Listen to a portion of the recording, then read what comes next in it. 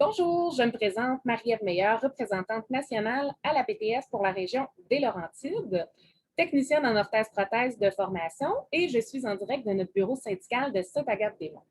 Ceci est la première capsule d'information d'une série de plusieurs sur les nouveautés de votre nouvelle convention collective nationale 2020-2023. Cette capsule-ci a pour thème l'augmentation des salaires, les montants forfaitaires, les dates de paiement des rétroactions et compensations spécifiques à certains secteurs.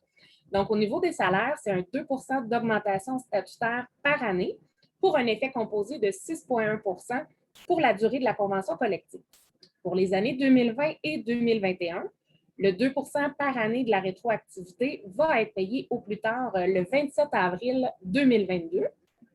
Pour l'année financière 2022, le 2 qui a été convenu sera intégré aux échelles de salaire le 1er avril 2022.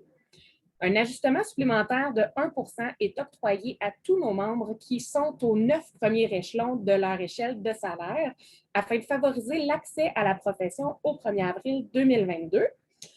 C'était donc la portion des salaires. Maintenant, voici la portion des montants forfaitaires. Un versement des montants forfaitaires équivalent à 33 sous de l'heure rémunéré entre le 1er avril 2019 et le 31 mars 2020 sera versé et un second montant forfaitaire du même montant, donc 33 sous de l'heure, mais cette fois-ci pour les heures rémunérées entre le 1er avril 2020 et le 31 mars 2021. Ces montants équivalent environ à 600 par équivalent temps complet chacun, le tout imposable. Et ces sommes sont appliquées également sur les versements d'assurance salaire, les congés parentaux, les congés CNESST, IVAC et SAC. Ces sommes seront versées au plus tard le 27 février 2022. Donc, en résumé, vous recevrez les ajustements rétroactifs des montants forfaitaires de 33 sous rémunérés entre 2019 et 2021 au mois de février.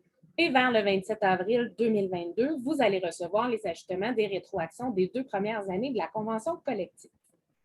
Au niveau des autres montants qui ont été négociés pour certains secteurs spécifiques, on en a un pour le secteur de l'imagerie médicale. Donc, c'est une enveloppe budgétaire de 2,6 millions pour l'ensemble des secteurs de la grande famille de la radiologie, en incluant les EPM.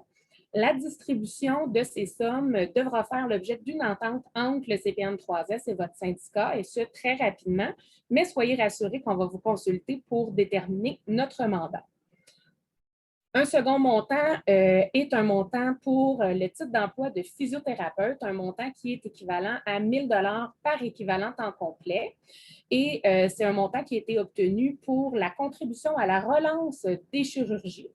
C'est un montant qu'on a réussi à obtenir là, en toute fin de course de la négociation parce que le gouvernement voyait qu'en ayant retiré l'offre du dossier de l'équité des physiothérapeutes, bien, la grogne augmentait énormément sur le terrain. Donc, on a été chercher ce 1 000 $-là par équivalent temps complet. Le dernier montant pour les secteurs spécifiques, c'est une enveloppe de 3,5 millions de dollars pour les technologistes médicaux œuvrant en laboratoire.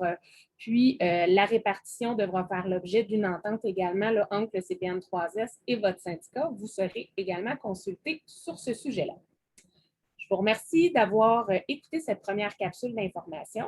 Soyez attentifs pour les prochaines parutions. Puis, en attendant, j'en profite pour vous mentionner que nous avons maintenant nos chaînes YouTube APTS des Laurentides. Donc, je vous invite à vous y abonner pour ne rien manquer. Bonne journée!